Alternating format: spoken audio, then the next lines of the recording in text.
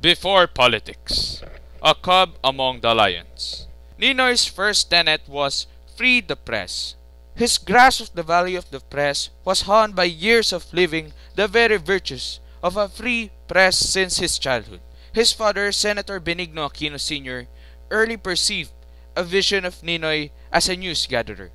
Ninoy as a child would go among the drivers of his father's guests, report what he had obtained as news from them to his family, and his father frequently intimated to his wife, Doña Aurora, Ninoy can become a good journalist. The only extracurricular organization that Ninoy joined was the Bedan, the San Beda student newspaper.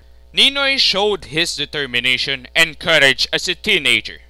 After his father died, Ninoy phoned Benjo Sias, a reporter of the Manila Times, the country's premier newspaper, to ask if he could make it to the Times. When Ninoy was asked to write a story by Joe Bautista, the Times editor, he was told that he could not be a reporter. But Ninoy pleaded that he'd do anything.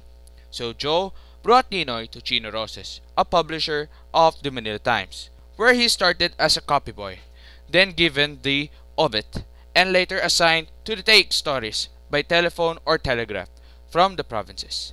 At first, his English was fractured, but Jim Austria taught him how, trained him, and in crafting of words. When Manila Times had to dispatch a reporter to cover the Korean War, Ninoy treaded the path where others dared not to go, to the exasperation of his mother.